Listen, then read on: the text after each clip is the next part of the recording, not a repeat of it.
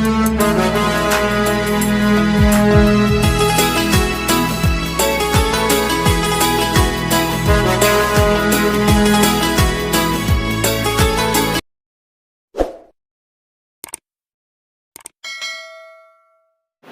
ગુરુદેવ વિદ્યાર્થી મિત્રો, ધોરણ 11ના ઓનલાઈન અભ્યાસમાં આપ સૌનું હાર્દિક સ્વાગત છે.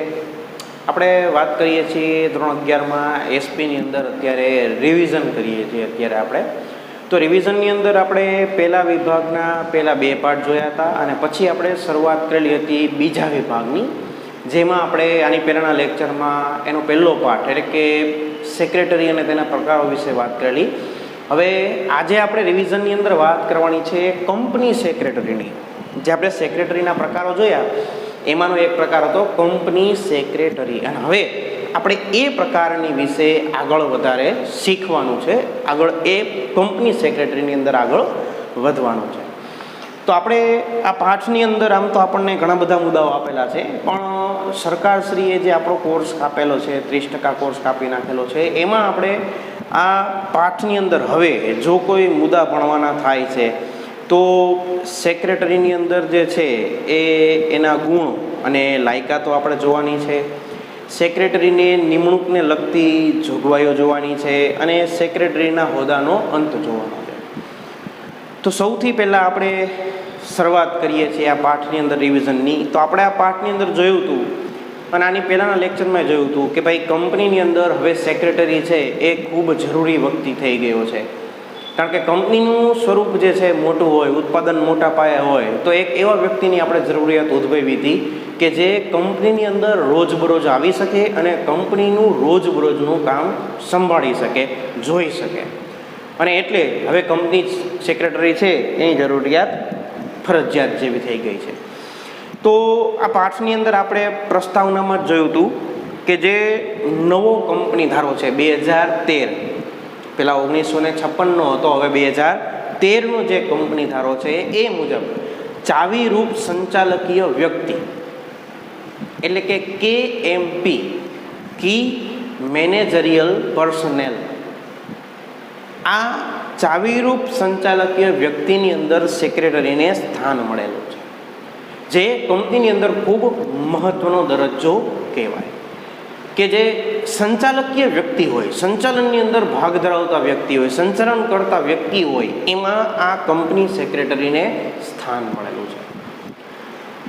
કુલ 5 વ્યક્તિઓને આ KMPની અંદર સ્થાન મળેલું છે. ક્યાં 5 વ્યક્તિ? તો જો મેનેજિંગ ડિરેક્ટર અથવા તો મુખ્ય વહીવટી અધિકારી આ 1, પછી કંપની સેક્રેટરી 2, પછી મુખ્ય નાણાકીય અધિકારી આ 3, પછી પૂર્ણ સમયના સંચાલક આ 4, અને 5મો છે કંપની ધારા મુજબ જે જાહેર કરવામાં આવે તે અધિકારી. આમાં 5 વ્યક્તિઓને કંપનીની અંદર KMPની અંદર સ્થાન મળેલું છે, જેમાં સેક્રેટરીને બીજા નંબરનું સૌથી અગત્યનું સ્થાન મળવાપાત્ર રહ્યું છે. આ અગત્યનું સ્થાન ધરાવે છે સેક્રેટરી, આટલું બધું મહત્ત્વ ધરાવે છે સેક્રેટરી, તો કંપની જે છે આ સેક્રેટરી પાસે અમુક લાયકાતો હોય એવી અપેક્ષા રાખે છે, અમુક ગુણો ધરાવતો હોય વ્યક્તિ એવી અપેક્ષા રાખે છે. તો હવે આપણે વાત કરીએ સેક્રેટરીના ગુણોની અને લાયકાતોની. તો સેક્રેટરીની અંદર અમુક ગુણો હોય એવી અપેક્ષા કંપની રાખે છે અને અમુક લાયકાતો, ચોક્કસ લાયકાતો ધરાવતો હોય તો તે વ્યક્તિને કંપનીની અંદર સેક્રેટરી તરીકે નિમી શકાય અને સફળ સેક્રેટરી તરીકે કામ કરી શકે છે. તો સૌથી પહેલાં આપણે વાત કરીએ એના ગુણોની.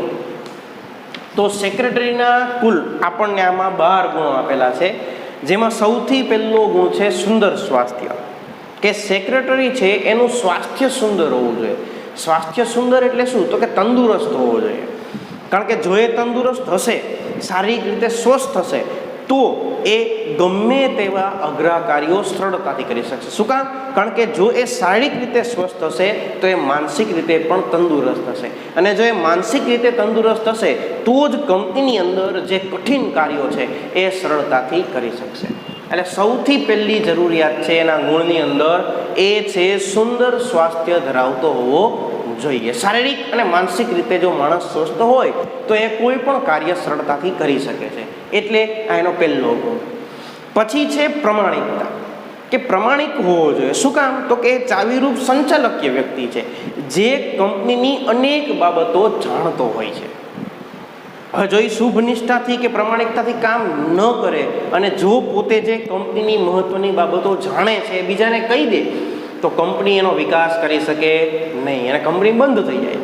આવું ન થાય એના માટે જે વ્યક્તિ પ્રમાણિક હોય એવા જ વ્યક્તિને આપણે સેક્રેટરી તરીકે નિમી શકીએ છીએ, એટલે એનો બીજો ગુણ છે પ્રમાણિક। ત્રીજો ગુણ છે આકર્ષક વ્યક્તિત્વ। હવે આકર્ષક વ્યક્તિત્વ એટલે શું? તો કે માત્ર શારીરિક બાંધો હેન્ડસમ બોય હોય કે હેન્ડસમ ગર્લ, બ્યુટીફુલ ગર્લ હોય એવું જરૂરી નથી, પણ આકર્ષક વ્યક્તિત્વ એટલે એવું વ્યક્તિત્વ કે જે સામેવાળા વ્યક્તિને આકર્ષી શકે। એમાં એનો પહેરવેશ આવી જાય, એનો દેખાવ આવી જાય, એની ભાષા આવી જાય, આ બધી વસ્તુનો સમાવેશ થઈ જાય। શું કામ? તો કે જો એને શેર હોલ્ડર, ડિબેન્ચર હોલ્ડર, લેણદારો આવા અનેક પક્ષકારોની સાથે કામ કરવાનું હોય, તો જો એ વ્યક્તિ આકર્ષક વ્યક્તિત્વ ધરાવતો હશે, સામેવાળા વ્યક્તિને પોતાની તરફ આકર્ષી શકતો હશે, તો એ સામેવાળા વ્યક્તિને કોઈ પણ બાબત સરળતાથી સમજાવી શકશે અને કંપનીનું કોઈ પણ કામ છે એ સામેવાળા વ્યક્તિને પ્રભાવિત કરી અને સરળતાથી કરી શકશે। પણ યાદ રાખવું કે આકર્ષક વ્યક્તિત્વ એટલે માત્ર હેન્ડસમ કે બ્યુટીફુલ નહીં, પણ ઘણી બધી બાબતો છે એ બધી બાબતોનો સમાવેશ આ આકર્ષક વ્યક્તિત્વની અંદર થઈ જાય છે। પછી ચોથો ગુણ છે તેજસ્વી બુદ્ધિ પ્રતિભા, કે જે વ્યક્તિને તમે સેક્રેટરી તરીકે નિમવા માંગો છો એ તેજસ્વી બુદ્ધિ ધરાવતો હોવો જોઈએ। શું કામ? તો કે એને ઘણા બધા કામ કરવાના હોય છે કંપનીની અંદર, ધંધાકીય બાબતો, આર્થિક બાબતો, ધારાકીય બાબતો, નીતિ વિષયક બાબતો, આ બધી બાબતોનો ખ્યાલ સેક્રેટરીએ રાખવાનો હોય છે। હવે જો એ તેજસ્વી બુદ્ધિ પ્રતિભા નહીં ધરાવતો હોય, સારી શાર્પ માઇન્ડ નહીં ધરાવતો હોય તો આ બધી બાબત સરળતાથી કામ નહીં કરી શકે। માટે આ બધી બાબતો સરળતાથી શક્ય બને એના માટે સેક્રેટરી પાસે તેજસ્વી બુદ્ધિ પ્રતિભા હોવી જોઈએ। ત્યારબાદનો ગુણ છે નિર્ણય શક્તિ। જો આ સૌથી મહત્વની બાબત છે, કારણ કે નિર્ણય શક્તિ હોય તો એ ત્વરિત નિર્ણય, ઝડપથી કોઈ સારો નિર્ણય લઈ શકશે અને કંપનીને એનો ફાયદો અપાવી શકશે અને કંપનીના સમય, શક્તિ અને નાણાંનો બચાવ કરી શકશે। ઘણી વખત એવી આપણી પાસે ઓપોર્ચ્યુનિટી, એવી તક આવતી હોય છે કે આપણે ઝડપથી ઝડપી લેવી પડે। જો આપણે વિચારવા જઈએ તો એ તક બીજા પાસે જતી રહે। તો જો સેક્રેટરીની પાસે નિર્ણય શક્તિ હશે, ત્વરિત નિર્ણય શક્તિ હશે, તો એ આવી અચાનક મળેલી, આકસ્મિક મળેલી તકને ઝડપી શકશે અને જેનો લાભ કંપનીને અપાવી શકશે। માટે નિર્ણય શક્તિ હોવી જોઈએ। ડિસિઝન પાવર એ પણ એક સેક્રેટરીનો ગુણ છે। પછી છે વિશ્લેષણ શક્તિ। વિશ્લેષણ શક્તિ એટલે શું? તો કે કંપનીની અંદર ઘણી બધી બાબતો છે એ ઉદ્ભવતી હોય છે, ઘણા બધા પ્રશ્નો ઉદ્ભવતા હોય છે, તો કોઈ પણ બાબત છે એને સેક્રેટરી જુદા જુદા પાસાઓથી વિશ્લેષણ કરી શકતો હોય કે આ બાબતને આ રીતે વિચારીએ તો શું થાય, આ રીતે વિચારીએ તો શું થાય, એક રીતે ફાયદો શું થશે, બીજી રીતે ફાયદો શું થશે, નુકસાન શું જશે, આવી અલગ અલગ રીતે વિશ્લેષણ કરવાની શક્તિ એની પાસે હોવી જોઈએ। જો એ વિશ્લેષણ કરી શકતો હશે તો કોઈ પણ પ્રશ્ન કંપનીની અંદર ઉદ્ભવશે તો એ પ્રશ્નને વિશ્લેષણ કરી, વિચારી અને સરળતાથી એનું નિરાકરણ લાવી શકશે। એટલે એક ગુણ છે એનો વિશ્લેષણ શક્તિ, કે કોઈ પણ બાબતનું એ ઊંડાણપૂર્વક વિશ્લેષણ કરી શકતો હોવો જરૂરી છે। ત્યારબાદનો ગુણ છે ઉત્સાહ। જો આ તો બહુ જરૂરી ગુણ છે, કારણ કે સેક્રેટરી છે એ કંપનીની અંદર ચાવીરૂપ સંચાલકીય વ્યક્તિ છે, એના હાથ નીચે ઘણા બધા કર્મચારીઓ હોય છે અને કર્મચારીઓ માટે એ પ્રેરણારૂપ હોય છે। તો જો આવો જ વ્યક્તિ નિરુત્સાહી હોય, નિરસ હોય, તો એ બીજાને ઉત્સાહ આપી શકતો નથી, બીજાને કામ કરવા પ્રેરી શકતો નથી। તો એ સૌથી મહત્વની વસ્તુ છે કે સેક્રેટરી જે છે એ ઉત્સાહી હોવો જોઈએ। કોઈ પણ કામ કરવાનો ઉત્સાહ એની અંદર હોવો જોઈએ, એની અંદર તરવરાટ હોવો જોઈએ। તો બીજા કર્મચારીઓ એને જોઈ અને પોતે ઉત્સાહિત થશે, પ્રોત્સાહન મળશે અને સારી રીતે કામ કરવા માટે પ્રેરાશે. પછીનો ગુણ છે વફાદારી. જો જેમ આપણે પ્રમાણિકતા જોઈ હતી એમ વફાદારી પણ એ જ વસ્તુ છે કે કોઈ પણ વ્યક્તિને જ્યારે આપણે સેક્રેટરી તરીકે નિમીએ છીએ તો એની પાસે આપણે સૌથી મોટી અપેક્ષા રાખીએ છીએ વફાદારીની. એટલે વફાદારીનો ગુણ હોવો જોઈએ. જો આમાં પણ એ જ વસ્તુ કહે છે કે ઘણી બધી સંવેદનશીલ અને ગુપ્ત બાબતો એ જાણતો હોય છે. તો જો એ વફાદાર ન હોય તો કંપનીની બધી ગુપ્ત બાબતો બીજાને ખબર પડી જશે અને કંપનીની જે મોનોપોલી છે એ બીજા જાણી જશે અને બીજી કંપની આપણી કંપની કરતાં આગળ નીકળી જશે. આવું ન થાય એટલે વફાદારીનો ગુણ હોવો પણ જરૂરી છે. ત્યારબાદનો ગુણ છે આત્મવિશ્વાસ. સેક્રેટરીએ કંપનીની અંદર અનેક કાર્યો કરવાના હોય છે. તો સેક્રેટરી જે કાર્ય કરે છે એની અંદર પોતાને આત્મવિશ્વાસ હોવો જોઈએ કે હું જે કાર્ય કરું છું એ સારું થશે અને કંપનીને તેનો ફાયદો મળશે. એવો આત્મવિશ્વાસ સેક્રેટરી ધરાવતો હોય તો ગમે તેવી ગૂંચવણ હશે, ગમે તેવી મુશ્કેલી હશે, એની અંદર પણ સેક્રેટરી કંપનીને સારું કામ આપી શકશે. એટલે એક ગુણ બને છે આત્મવિશ્વાસ. પછીનું ગુણ છે કુનેહ અને ચપળતા. તો કુનેહ અને ચપળતા શું કામ જરૂરી છે? તો કે સેક્રેટરી પાસે કાયદાની જટિલ બાબતો જે છે એ સમજવાની કુનેહ હોવી જોઈએ. કારણ કે ઘણા બધા કાયદાઓનું પાલન કરવાનું હોય અને કાયદાઓ બધા અટપટા હોય છે, ગૂંચવણ ભરેલા હોય છે. તો જો એની પાસે કુનેહ અને ચપળતા હશે તો સેક્રેટરી જે છે આવી કાયદાકીય બાબતોને સરળતાથી કંપની માટે લાગુ પાડી શકશે અને પોતાની આસપાસ શું બની રહ્યું છે, કાયદાઓમાં શું ફેરફાર થશે, કંપની માટે શું સારું છે, જો આવી વસ્તુ જાણવાની એની પાસે ચપળતા હશે તો એને તરત આવી વસ્તુનો ખ્યાલ આવશે અને એનાથી એ કંપનીને ફાયદો કરાવી શકશે. માટે કંપની સેક્રેટરી પાસે કુનેહ અને ચપળતા પણ હોવી જરૂરી છે. ત્યારબાદનો ગુણ છે દીર્ઘદ્રષ્ટિ. દીર્ઘદ્રષ્ટિ એટલે શું? તો કે દૂરનું જોવાની શક્તિ. દૂરનું એટલે શું? આમ ડિસ્ટન્સમાં નહીં, અંતરમાં ડિસ્ટન્સમાં નહીં, પણ પોતે જે નિર્ણય લે છે, પોતે જે કાર્ય કરે છે એ કંપનીને લાંબા ગાળે કેવી અસર આપશે એ જોવાની શક્તિ એટલે દીર્ઘદ્રષ્ટિ. કે પોતે આજે જે કાર્ય કરે છે એ કંપનીને અમુક વર્ષો પછી કેટલો ફાયદો આપશે, કયા પ્રકારે ફાયદો આપશે, આવું જોવાની શક્તિ સેક્રેટરી પાસે હોવી જોઈએ.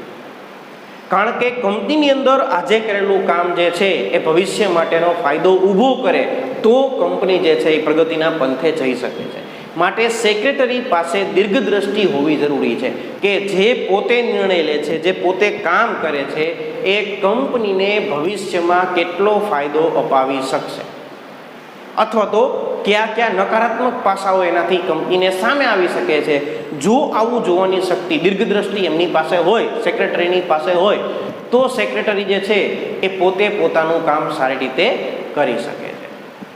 અને છેલ્લો ગુણ છે નેતાગીરી. હવે જો નેતાગીરી શું કામ જરૂરી છે? કારણ કે સેક્રેટરીએ બીજા કર્મચારીઓ પાસેથી કામ કરાવવાનું હોય છે. તો જો એની અંદર નેતાગીરીનો ગુણ હશે તો એ બીજા પાસેથી સારી રીતે કામ કરાવી શકશે. એના માટે એની પાસે કાર્ય શું હોવી જોઈએ, કાર્ય કરવાની પહેલવૃત્તિ હોવી જોઈએ, એ ઉપરાંત સહકારની ભાવના હોવી જોઈએ. આવા બધા ગુણો ધરાવતો વ્યક્તિ જે છે એ સફળ સેક્રેટરી તરીકે કાર્ય કરી શકે છે. આવા 12 ગુણો સેક્રેટરી પાસે હોય એવી અપેક્ષા રાખવામાં આવે છે. આ આપણે વાત કરી સેક્રેટરીના ગુણોની. હવે આવે છે સેક્રેટરીની લાયકાતો.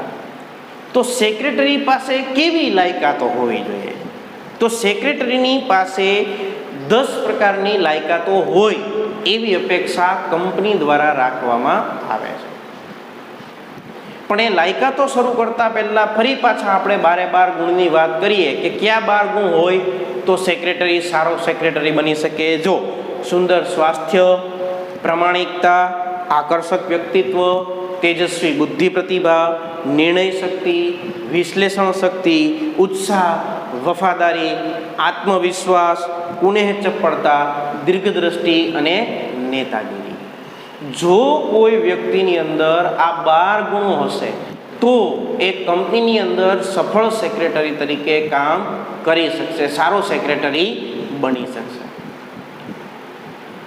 આવા ગુણો ધરાવતો વ્યક્તિ જે છે, આમાંથી સૌથી વધુ ગુણો ધરાવતો વ્યક્તિ જે છે એને આપણે કંપનીની અંદર સેક્રેટરી તરીકે નિમીએ છીએ. હવે ગુણોની સાથે સાથે અમુક લાયકાતો હોય એ પણ સેક્રેટરી માટે એટલી જ જરૂરી બાબત છે. શું કામ? કારણ કે આપણે સેક્રેટરીને કંપનીની અંદર ચાવીરૂપ સંચાલકીય વ્યક્તિનો જે દરજ્જો આપેલો છે તો એના માટે સૌથી વધુ જવાબદારી છે. તો એની પાસે જવાબદારી હોય તો એની પાસે યોગ્ય લાયકાતની પણ અપેક્ષા રાખવામાં આવે છે કે સેક્રેટરી આટલી લાયકાત ધરાવતો હોય તો એ સફળ સેક્રેટરી તરીકે કાર્ય કરી શકે છે. તો કઈ લાયકાતની અપેક્ષા છે? તો એની પાસે 10 લાયકાતો હોવી જોઈએ. કઈ 10 લાયકાતો? તો કે શૈક્ષણિક લાયકાત, હિસાબી વ્યવસ્થાનું જ્ઞાન, કાર્યાલય સંચાલનનું જ્ઞાન, સભા સંચાલનનું જ્ઞાન, વિવિધ કાયદાઓનું જ્ઞાન, આર્થિક અને રાજકીય પ્રવાહોનું જ્ઞાન, સાંપ્રત સમસ્યાઓનું જ્ઞાન, અંગ્રેજી ભાષા ઉપરનું પ્રભુત્વ, જનસંપર્ક અને કોમ્પ્યુટર અને અન્ય ઇલેક્ટ્રિક સાધનોનું જ્ઞાન. આવી 10 પ્રકારની લાયકાતો ધરાવતો વ્યક્તિ સફળ સેક્રેટરી બની શકે છે. પણ આ 10ની આપણે થોડીક વિસ્તૃત ચર્ચા કરશું આપણા આવતા લેક્ચરની. આજના રિવિઝન માટે આપણે સેક્રેટરીના ગુણોને અહીંયા બસ રાખીએ છીએ. હવે પછીની જે લાયકાત છે કે બીજા મુદ્દાઓ છે એનું રિવિઝન કરશું આપણે હવે પછીના લેક્ચરની અંદર. આજે જે ગુણો આપણે જોયા છે એ બધા જ ગુણોને ઝીણવટપૂર્વક વાંચી લેવા અને કયા 5 વ્યક્તિઓને ચાવીરૂપ સંચાલકીય વ્યક્તિની અંદર સ્થાન મળેલું છે એ એક વખત વાંચી લેવું. અહીંયા આપણે આપણા લેક્ચરને વિરામ આપીએ છીએ. અસ્તુ. જય ગુરુદેવ.